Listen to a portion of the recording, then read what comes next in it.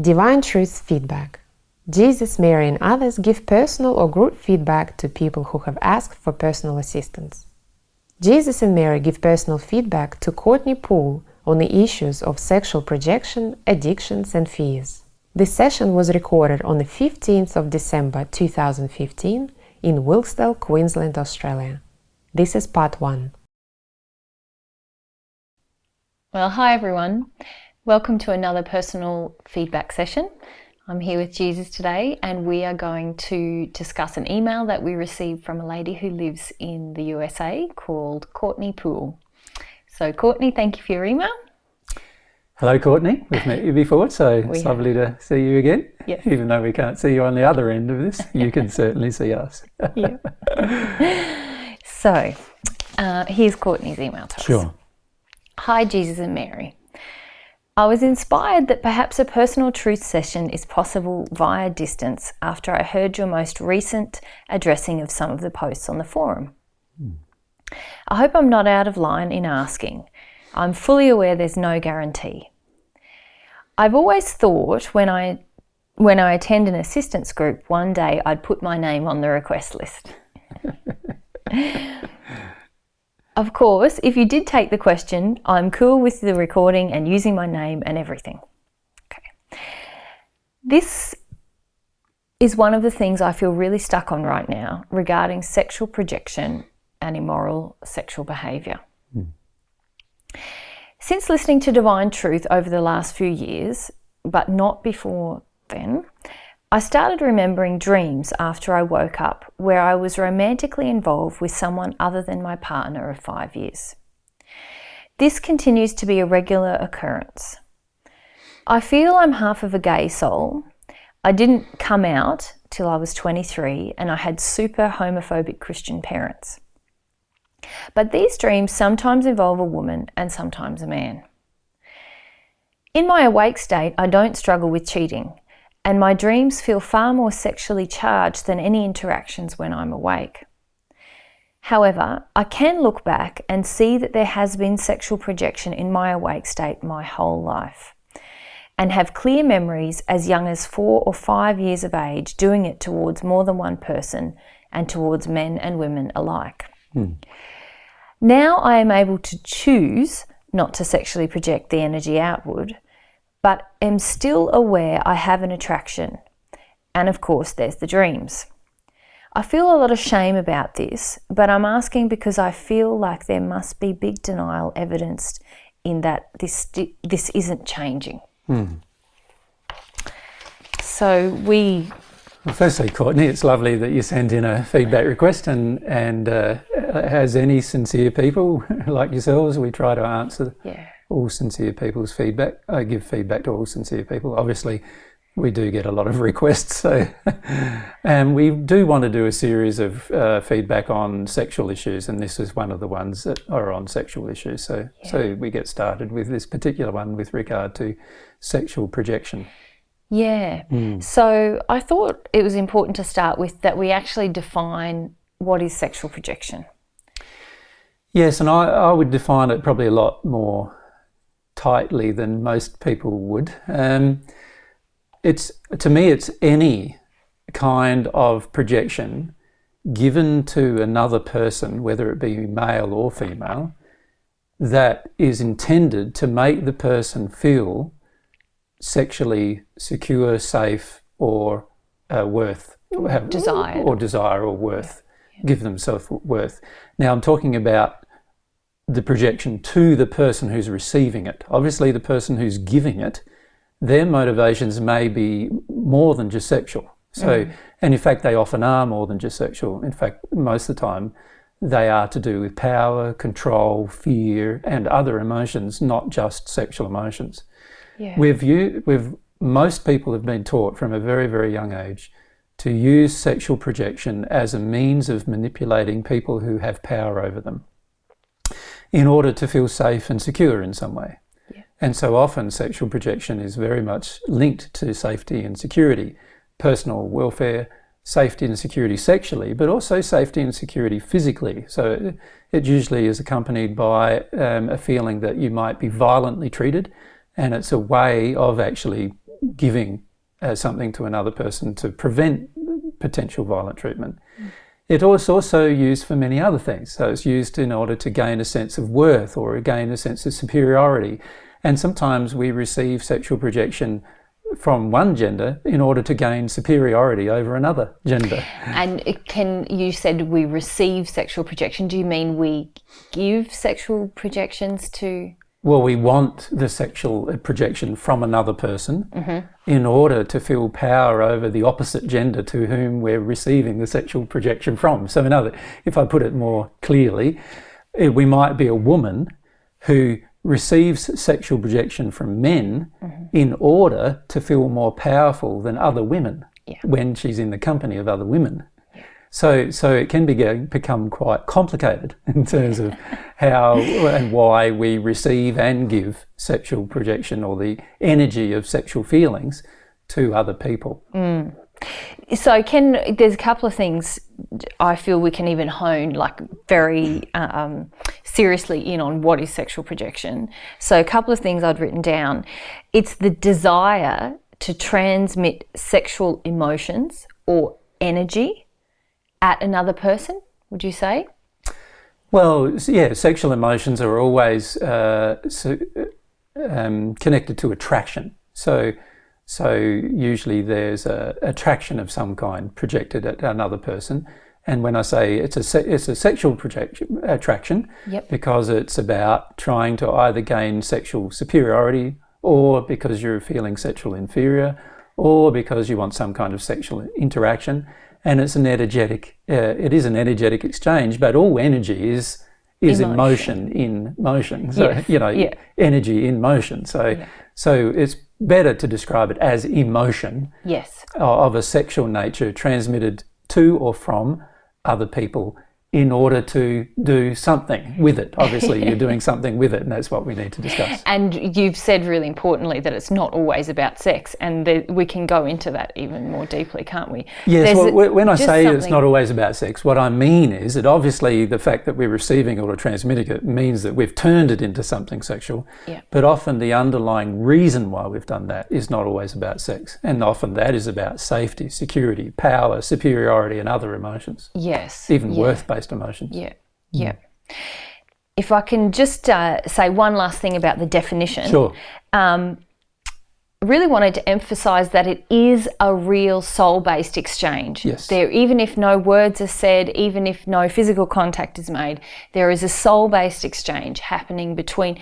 If the other party is receptive to the projection, then there's an exchange happening between two or more parties in this projection, and it is an attempt to exchange sexual energy with another person. Sexual emotion, with another person. Yeah.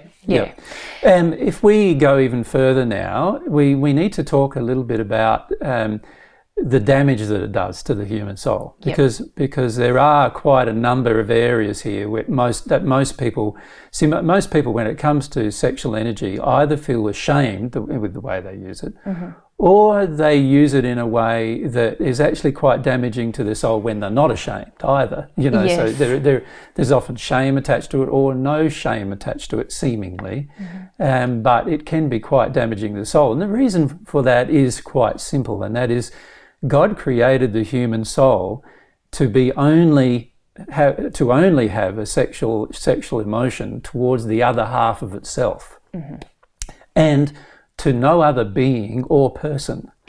So when we're in a purely love-based state, we will feel the sexual feelings only for the person that is the other half of ourselves, our soulmate. So the reality is all of us could walk around completely naked then under those circumstances, and it wouldn't matter because there would be no sexual exchange of any sexual emotions except towards the other half of oneself. Yeah. And so, obviously in the pure state, it's quite simple. We either be clothed because it's cold or not because it's hot. Yeah. And we would still be we would not be connected sexually to people just by looking at them on those kind of things. Yeah. So the reason why We have shame attached to it is a completely different reason, though. So firstly, we need to look at this soul-based transaction. God created the human soul to be two halves, as we've discussed in our, Secrets of the Universe discussions. Yeah. And those two halves, one half is the soulmate of the other. Being the soulmate of the other, God created them to only connect with each other and to no one else. And that connection was going to be a sexual connection. Yeah. And the sexual connection wasn't going to be about supplying worth to each other. It's about the sharing of the gift of your own love and your own sexual love, erotic love, with the other person. Yeah. And this is the way God intended it for it to be, to be expressed. Now, what that means is that any time we have a relationship with someone who's not our soulmate, we do damage ourselves and the other half of our soul, even if we're unaware of that being the case. Because essentially we're already operating outside of what God has designed for us to be, the state for us to be in, which is a loving state with the other half of ourselves. Yes, and we can obviously repair the damage. Yes. So it's not something that's irreversible or anything. But there's obviously a reason why we do it. There's got to be a reason why we cannot recognise the other half of ourselves, and therefore we transmit sexual energy to another person other than the other half of ourselves.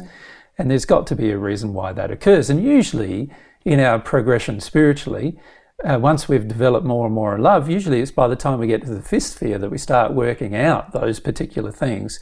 When we're in the spirit world, and it's not forced upon us or anything. It's just a natural part of our progression after we've passed. Yeah. On Earth, it's very, very rare for anybody, and in fact on Earth, nobody has actually worked through I was the only person in the first century that ever worked through any sexual issues, and nobody has ever worked through any sexual issues to the point of completely healing them, which is an indication of how strong and severe some of the damage is sexually. Yeah. The second thing I'd like to say about it is that the sexual energetic exchange between someone who's not our soulmates, between couple who are not soulmates, is obviously driven by addiction of some kind. Yes. And therefore all addictions can be traced back to some kind of source. An injured part of ourselves. Of the human condition, based on the emotional damage that's been done, usually during our childhood. And this is one of the reasons why it takes usually after we've passed until the fifth sphere before we sort out our sexual issues, because there is quite a lot of damage that's based around male and female interactions on the planet, and as a result of those particular damaged interactions, we often act out while we're on Earth all of these sexual injuries, which we eventually can resolve if we progress towards God, or even if we progress on the natural love path as well. So we can see that we can heal them, but unfortunately the sexual things have another side to them, and that is there is usually a lot of shame associated with them. The reason why there's shame is twofold. One part of it is because internally we do have this underlying feeling that when we express energy out of harmony with God's design, that we will feel a conscience of some kind doing so, and that will cause a degree of personal shame that we often reject and we don't want to feel, and so therefore we don't address the issue of shame building in the soul. The second reason, and the bigger and the more prominent reason, is because there's a huge amount of sexual shame in the human race, and that particular shame is projected from all sorts of sources onto the next generation. Now, these sources include political sources, religious sources, as well as family-based sources and so forth. Because if we look at it, there are, even in world politics, you can see that if somebody has acted sexually shamefully, they're often expelled from their political party or whatever, even though it might be the norm. It's just that you found out doing it, and once you've found out doing it, there's so much shame attached to it that everybody wants to get angry about it for a start. There's a lot of anger about it. There's a lot of judgment about morality, true morality. And as a result, there's a lot of confusion about all of that. So sometimes societies that have a lot of immorality. For example, in the US society, there is a lot of immorality. A lot of people have sexual immorality. But they expect their political leaders and religious leaders to be without any morality, without immorality. They want them to have morals. Yes. And a lot of it's just all fake. A lot of it's not even real, but it's all driven by this underlying shame that once somebody's found out to be sexually immoral, then of course there's a lot of shame associated with it, and they can be easily manipulated and controlled to get out of politics then. Yeah. The same applies to religion. Yeah. The same applies to religious faith in that, again, there's so many rules in religion. And Courtney has been brought up in a Christian, a deeply Christian household with a lot of judgment towards sexual immorality, not understanding what sexual immorality actually is. Yeah. And basically, sexual immorality is any time we engage sexually with any other person than the other half of ourselves. And that includes sexual projection, not just the sex act. Correct. Yeah. So, as I said in the first century, even if a man is looking at another woman, he's committed adultery in his heart. And if we analyse God's view of immorality here, we'll see that actually God's view is quite, tight. Yeah. And we can see that pretty much everyone on the planet engages in sexual immorality at some point.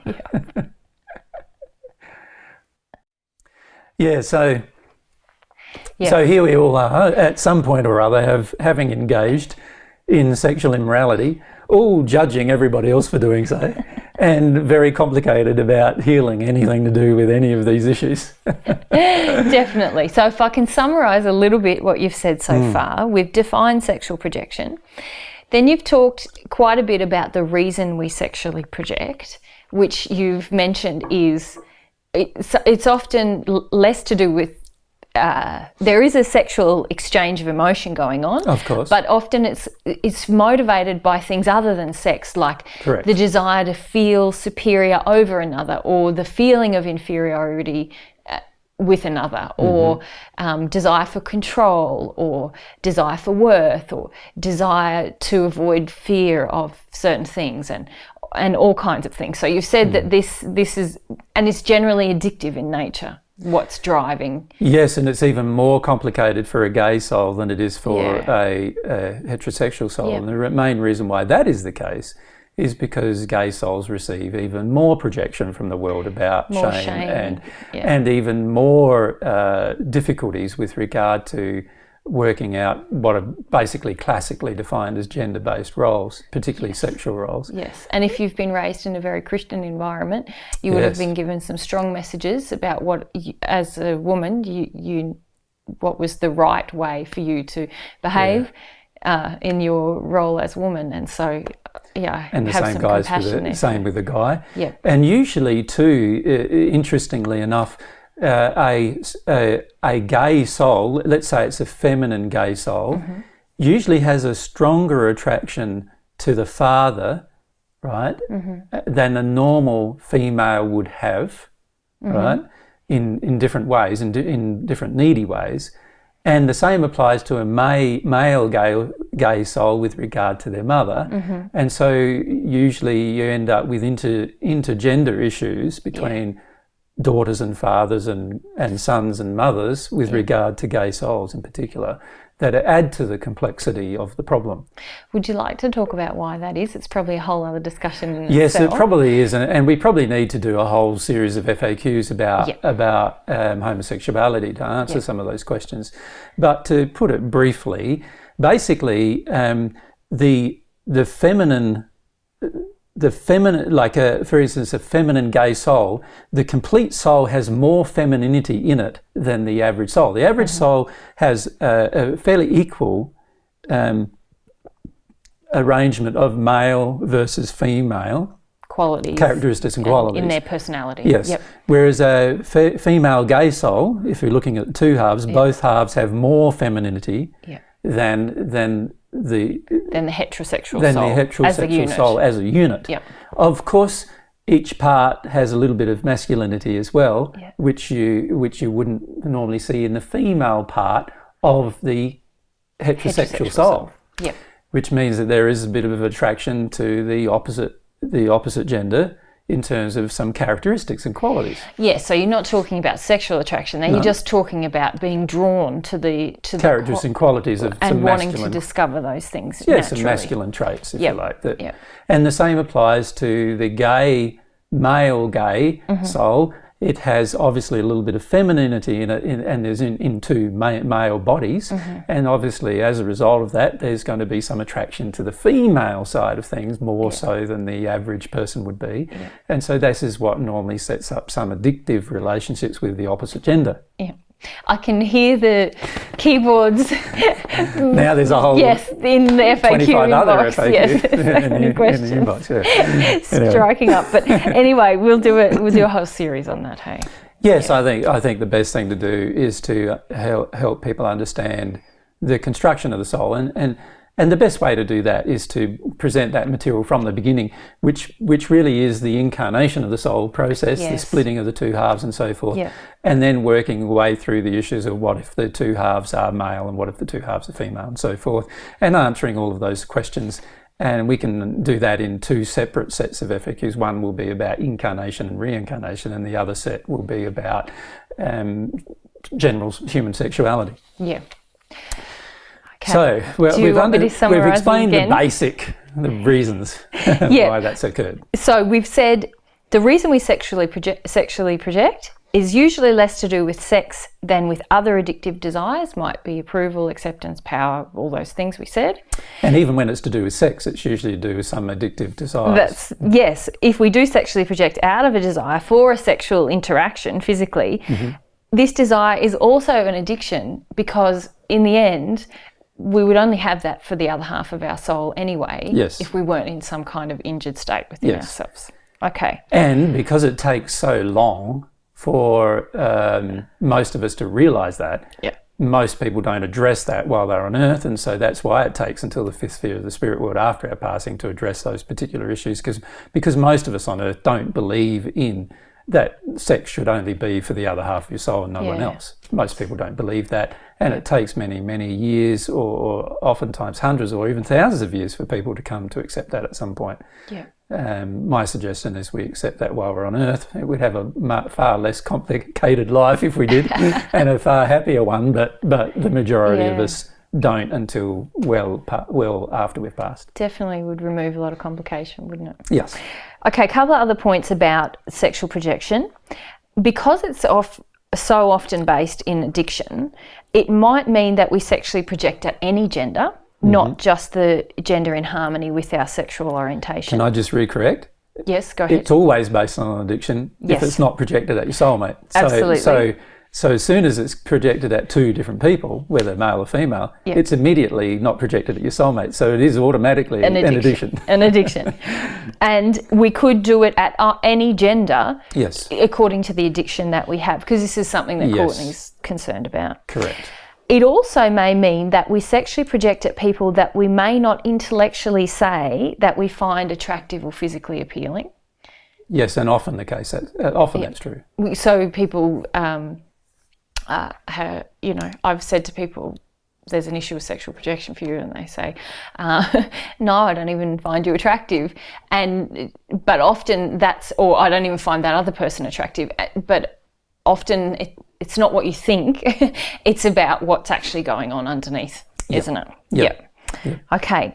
And because a lot of the behaviour and habits have been developed very, very early in our childhood, as Courtney's pointed out, by the time she was 4, she realised she was doing it. She was doing it before then, taught by parents to do it. And we're often our sexual energy is being taken by parents before the age that we're even aware that it's being taken, because the addiction has been set up even while we're in the womb. So it is such a core part. It is such a difficult issue to work our way through. And then added to that is that we have shame usually attached to it, because our parents had shame attached to it, or society has shame, or religion has shame, or politics have shame. There's all sorts of environmental shame associated with sexual activity. And as a result of that, and then of course our own conscience pricking us saying, well, it's not with your soulmate, something's wrong. So you've got all of those things, and then it makes you feel really ashamed. Yep. And because sexual contact is such a soul-to-soul interaction, it is such a it's a core part of how God's developed the human soul. In fact, developing sexually is so important from the soul's perspective, because a soul merger, a union state, which is achieved after you become at one with God and further on after that, cannot occur without you working through sexual issues. Yeah. So it's a core part of your future development anyway. Yeah. And most people are aware of that. And because of all of those issues, it becomes such a big issue to resolve. Yes. It's a core part of our being. It does feel like that is such a core part of our identity. And yet, when you begin to be conscious, just like Courtney, suddenly she has this new awareness since listening to Divine Truth. Oh, there's sexual issues there. But as you mentioned, there's so much shame projected at us. And even, I don't know if I'm biased, but I feel especially at women, oftentimes in many societies. I feel it's at both genders, differently, obviously. Right. Yeah. Men are often very manipulated by women's sexual projection, because women have often learned that that's the only way that they can properly manipulate a man. They can't control a man through violence, generally, because they're generally not as strong as a man. They often feel more emotionally, what I'd call, because we're living in a man's world, there's a tendency towards intellectual dominance. Yes. And then therefore a woman often feels inferior emotionally when she's not actually. She's actually, in many cases, superior emotionally, but she feels herself, because she has emotions, to be inferior. She then uses emotions and sexual projection as a method of control. And many men, of course, have been brought up with this from a very, very young age in their own families. And so that's why men often respond to it as well. Yeah. Sorry, I was talking about the issue of shame, but you're right. I feel there's a codependent injury in both genders. Men have less shame associated with it generally, but even though that is the case, down the track they will have more to feel generally than a woman will, because of their treatment of women as a result. So from a repentance perspective, there's more work to do, and from many men's perspective than there is from a woman's perspective. So you're saying because there's no shame almost limiting their immoral behaviour in many cases, they go ahead and do things because they almost, in some cultures, get kind of a pat on the back for it, don't they, from their fathers and their uncles? Well, it's generally accepted in many cultures, and has been for many centuries, that having more than one woman is a good thing for a man.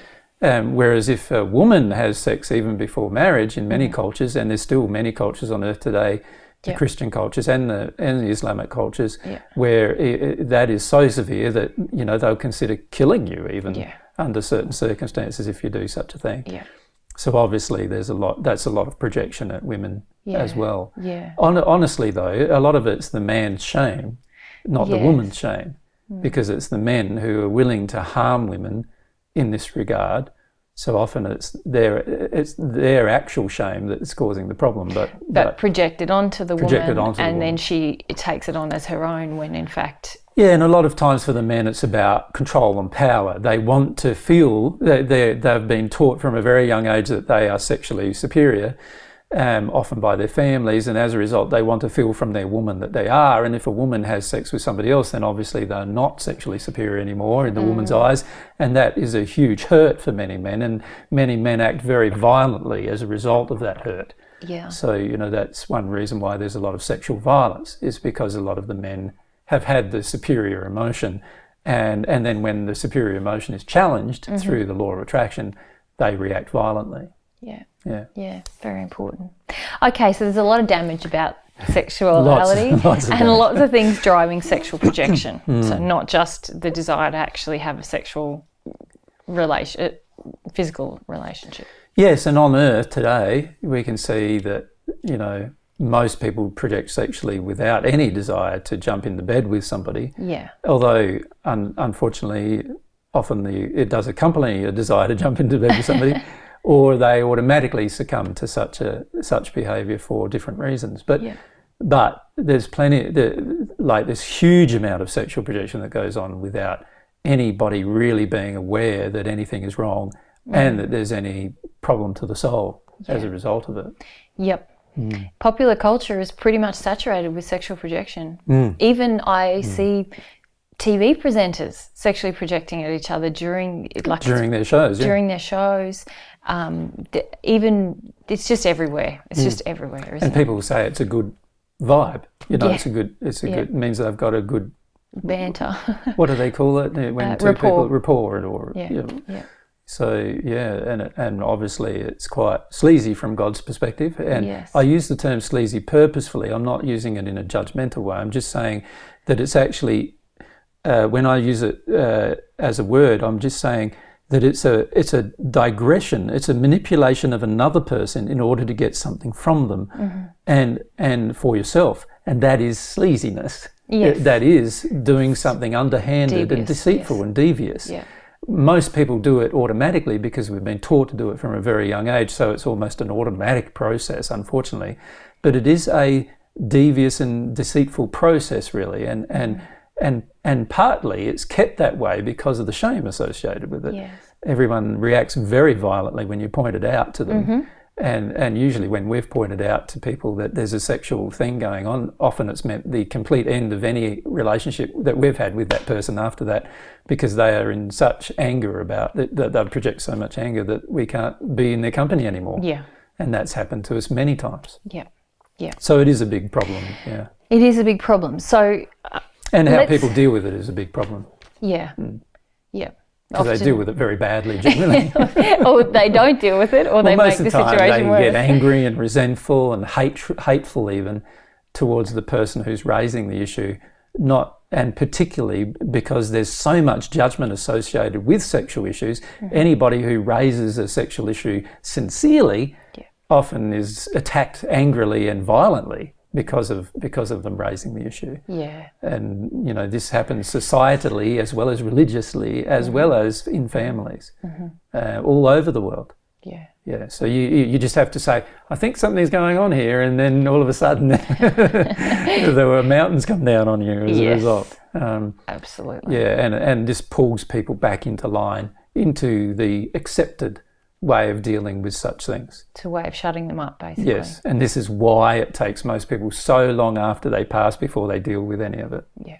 Yeah. It's such a big issue. So it's a brave person who deals with it on earth. Yeah. Yeah. Yep. Good on Courtney for Good on you. that's her request for personal feedback. Yeah. Okay, before we get back to Courtney's question, I thought if we could talk about, because Courtney's talking about dreams and sleep state experiences, if we could just briefly talk about the difference between dreams and sleep state experiences. Yes, we've talked about this before in at length, seminars and so forth, but if we just summarise briefly, a sleep state experience is an actual event that has occurred while you're asleep, when you're no longer, your physical body is here on earth, your soul and your spirit body is now interacting in the spirit world, in the spheres that your condition of love will dictate. Yep. So if your condition of love is quite low, it will be in the hells of the spirit world, and almost everyone on earth's condition of love is quite low, so it means that most of it happens in the hells or the first sphere of the spirit world.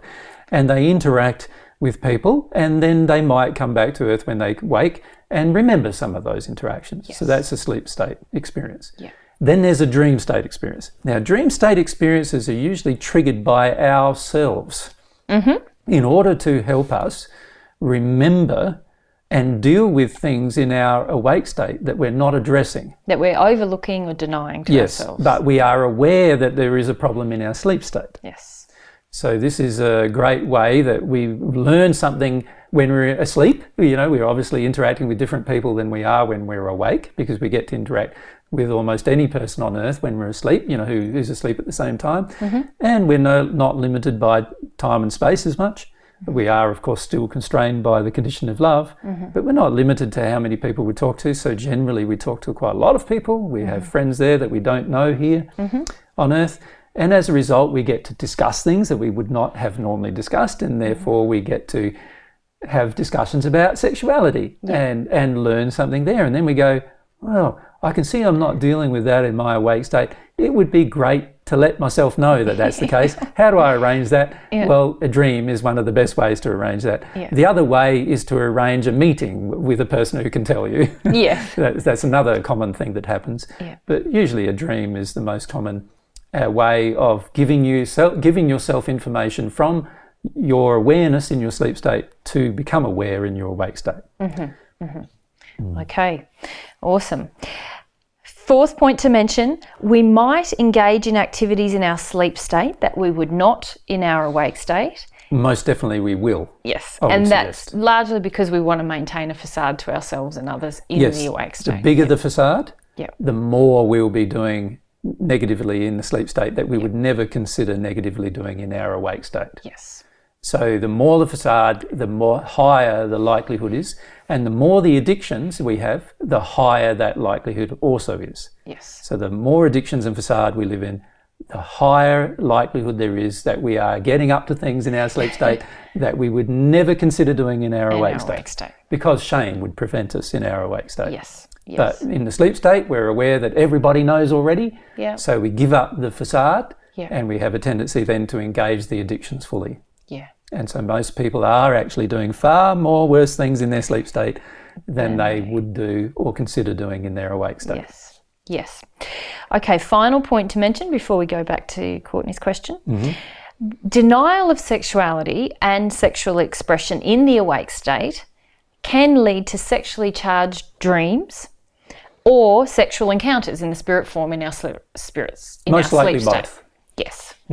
Because those two things are happening. One, we're denying it, Yes. but it exists. So when we go off to sleep, we go and engage with it. Yes. And we're trying to let ourselves know, hey, deal with this issue. Yes. So that there's not this big disparity between when you're asleep and when you're awake. Yes, and emotion, it can be released in both states, but obviously when we're in our sleep state is probably more difficult because the majority of people who we're associating with in our sleep state can easily access us, and they themselves are in denial of their emotion generally because most of them are in a first fear condition.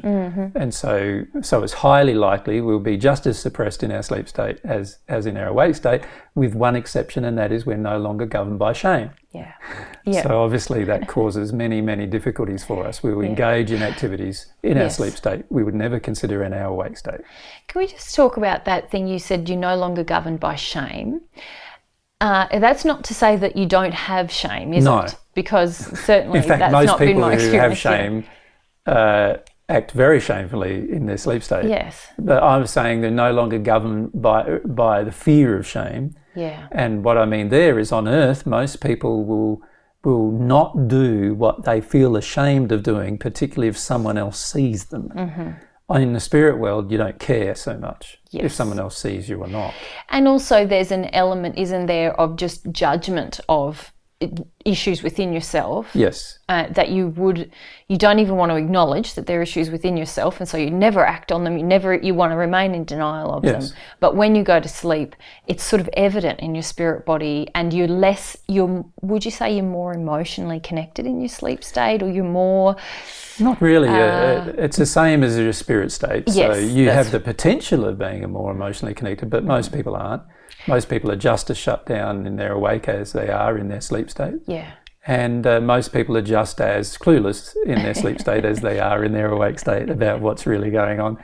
And this is why a lot of the spirit channeling that we do, there's a lot of times we discuss something with a person, and the first thing we've got to do is help them open up emotionally before we can discuss something, because then they can feel about the particular thing and make some progress.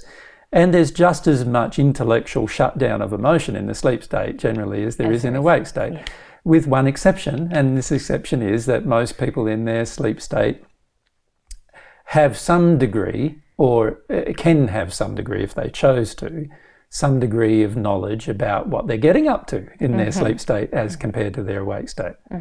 And the more higher likely, the more demanding the injury, the more demanding the addiction, then of course the more higher likelihood there is of you getting up to something in your sleep state than not. Yes.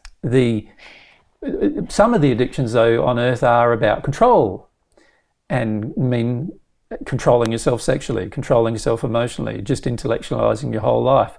Well, the person who's in their sleep state under those circumstances probably has the same level of control And so they probably would not engage in such things. Yeah. A lot also depends upon your associations. Yes. So if you were associated on earth with a religious group and then that same religious group slept at the same time you did, then it's highly likely you would pick up your associations in the sleep state with that group of people. Yep. And as a result of that, it would be highly likely that you'll be governed by the same rules that particular group of people are governed by. And if one of those rules happens to be rules of morality, then it's highly unlikely you'll be getting up to things in your sleep state that you wouldn't get up to in your awake state. So it's all individual. Yes. And there's no way that you can give a rule about anything because every single person's situation is different. Yeah.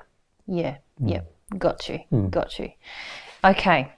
So let's go back to Courtney's question now. Yes, so now let's talk about the individual. Yes, and see if we can help her with what's really going on for her. Yes. Okay.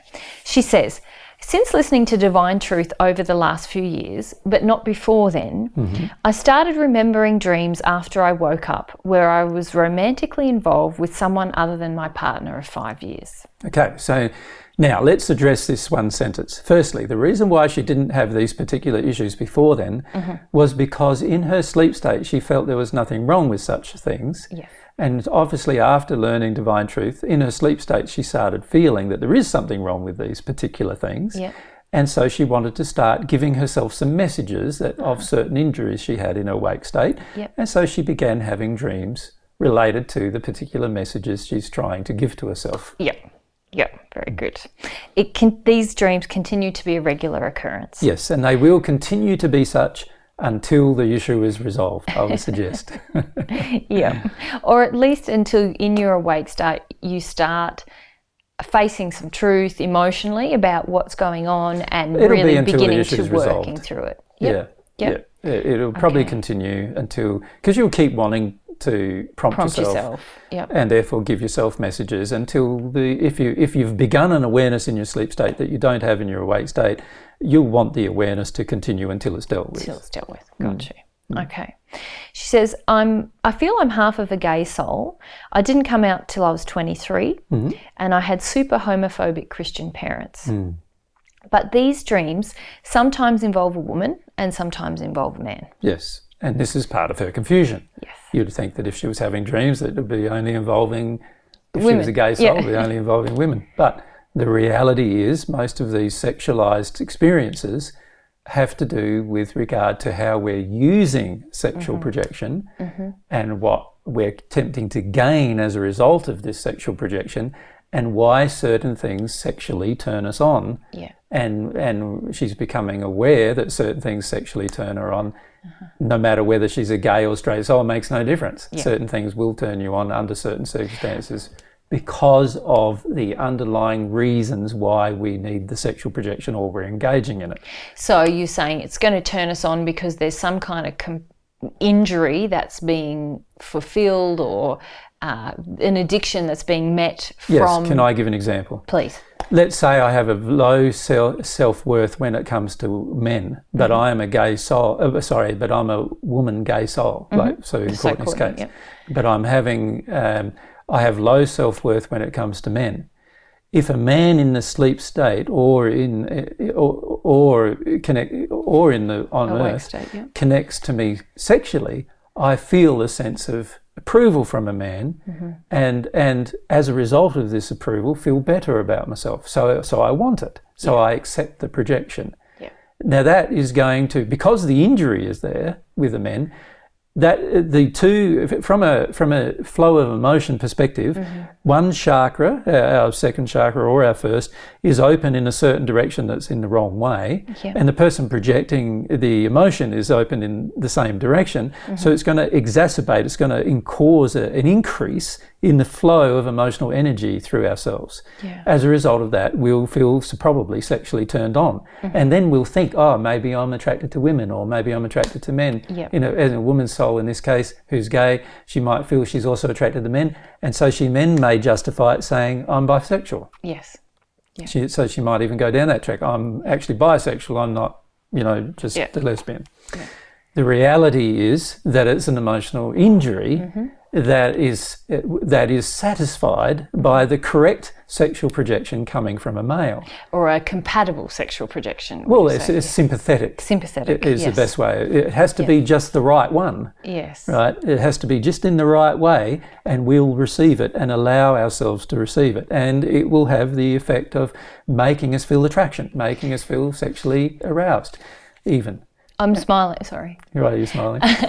Just because most people, when they meet someone with a really precisely, perfectly compatible sexual injury, they call that meeting their soulmate. Yes, they do. And because often it's not. the level of attraction is unlike what they've experienced before, because it's so compatible. Yes, the more precise the sexual injuries in a sympathetic nature, the higher the likelihood is that you're going to be turned on sexually or aroused sexually even more, and therefore feel that, I've got to be with this person, and that is often what drives these very intense sexual relationships initially. Because and then after a while, usually years, they they find other injuries which are no longer attract them. But often, interestingly enough, they fight like cats and dogs and they've got to leave each other. But if they still came together one night, they'd still feel like they've got to jump in the sack with each other. And that often happens. And the reason why is because of the compatible sexual injuries remaining. And it still has the effect of arousing you. Emotionally and sexually arousing you. So, getting back to Courtney.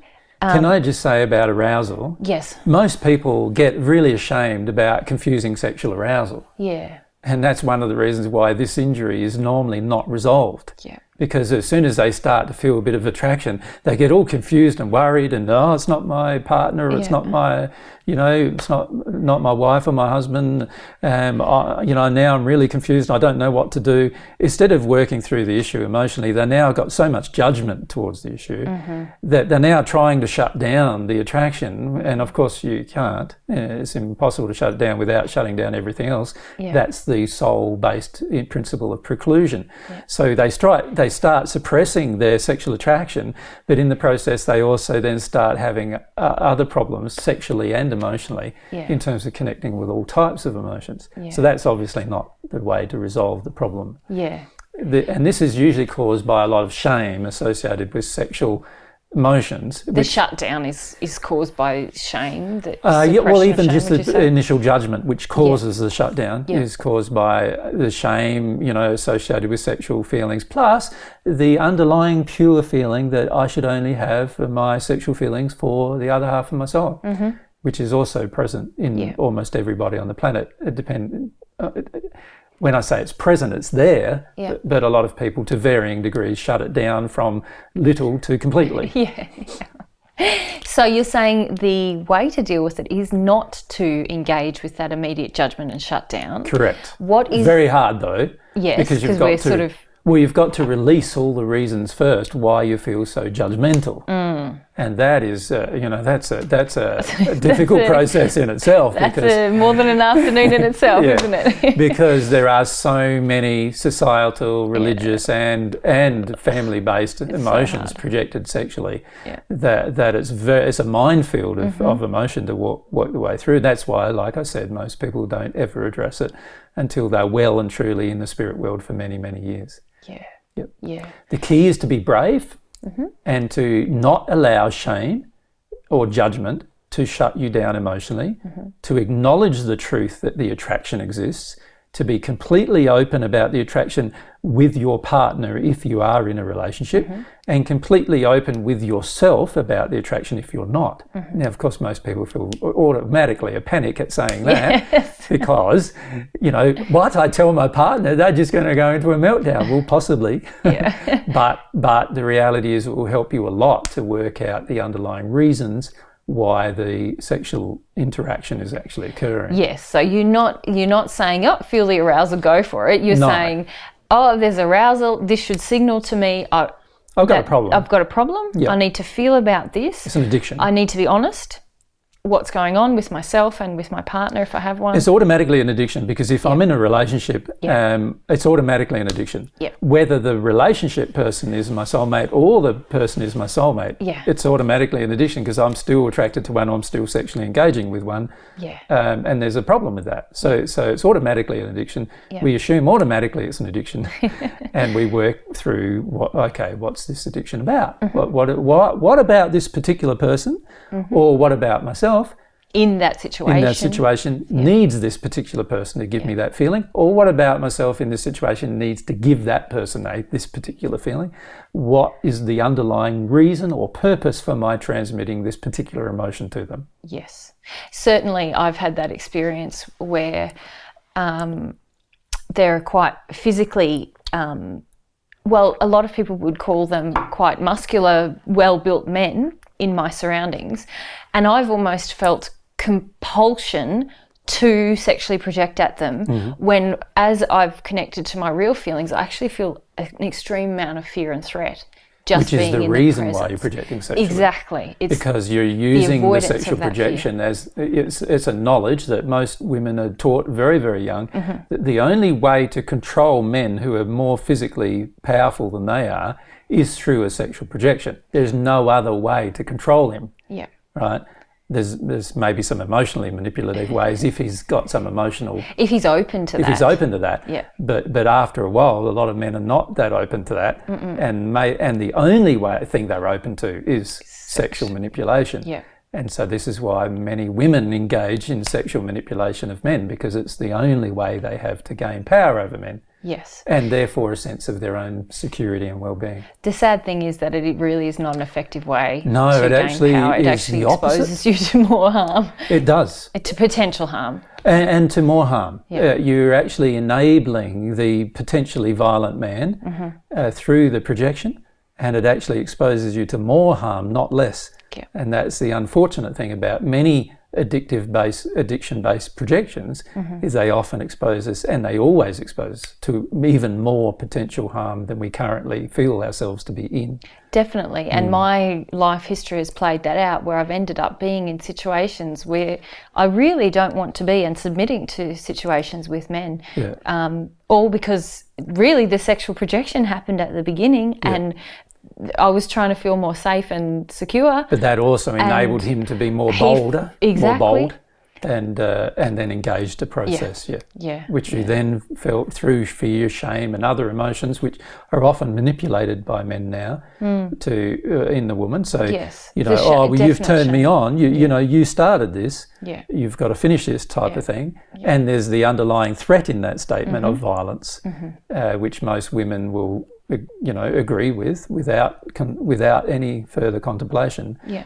And as a result, harm happens. Harm happens, but because you've agreed to it, or you feel you've agreed to it, you feel you can't do anything about it. Yes. And you feel more shame in the end. Yes. Personally. Yes. Yes. That's normally what happens too. Yeah. Yep. So this is why it's such an important thing to solve between the genders, I feel, because you can't have a good relationship with any person without resolving a lot of these sexual injuries. And unfortunately too, you can't have good relationships where you're feeding the addictions of other people or yourself, and where everything's driven by fear or other emotions. Yeah. So it's very important to resolve these particular injuries if we can. Yeah. So in Courtney's case, she's having these dreams. They're sometimes with a woman, they're sometimes with a man. You gave the example of a woman who feels less worthy around a man. Yes, and she does. That does apply to Courtney, doesn't it? She does, yes. And with women, she has that feeling also. She does. And she has a feeling of, she almost aspires to be like women that I feel are in a worse condition than her many times. Most of the time. Yes. And in fact, she has some really beautiful qualities, but she doesn't value them within herself. Correct. Because she's valuing herself through the eyes of others. Yes. This is one thing she was taught to do at a very young age, is that it's all about impression. It's all about how other people see you. It's not all about finding out who God feels you are. It's all about looking at what other people think you are, and then being more of what that is in order to feel good about yourself. Yes. And this is one of the addictions she has, which causes her to share sexual energy with men and women. And sadly, I noticed that she attracts a lot of angry women that she says she's afraid of, but actually what I see more is that she's actually aspiring to be like them because she thinks that they're more capable or more... I feel both. I agree. Sorry. Yeah, she's afraid of them and also feels that they are the ideal woman, so therefore she needs to aspire to them. Yeah. Unfortunately, as you've pointed out, they are usually in much worse condition than she is, and she's actually aspiring to become worse from God's perspective than she actually is. Yeah, which is sad. sad. Yeah. But that causes her to share some sexual energy towards those particular people, Yes. giving them a sense of approval and superiority and sexual superiority over her. And this causes her to feel safe and secure, but actually exposes her further to harm. To harm, yes. Yeah. So it's a terrible sort of a catch-22 situation we get ourselves in. We're feeding the addiction of the other only to cause them to feel more powerful over us and therefore have the potential to harm us further than they were already harming us. And in that exchange, when we project that sexual energy, say for Courtney, towards women, you're better than me, you're wonderful, you're sexually superior and I'm really attracted to you. And I'm really attracted to you. Often women who have a compatible or what do you call it? A compatible sympathetic injury, feel really attracted to that as well. And yes, they might be heterosexual women, but they love other women, thinking they're sexy and gorgeous. And in fact, if you think about it, why do what they classify as beauty magazines even exist? A lot of it is about trying to impress women more than men, oftentimes. And so this is, part of the sexual injuries that exist on the planet, where women want a feeling that they are sexually superior to other women so that they can feel like they have more control and therefore are top dog with the men they want control over. I feel sexual politics amongst women is out of control. I think out of control in both genders. I don't think it's... But I mean women with women, I agree. We're out of control men with everywhere. men and men with women, it's out of control too. So it is a problem right across the board. I don't think any gender has any monopoly on the problem. I've just been feeling about it lately. There is a tendency...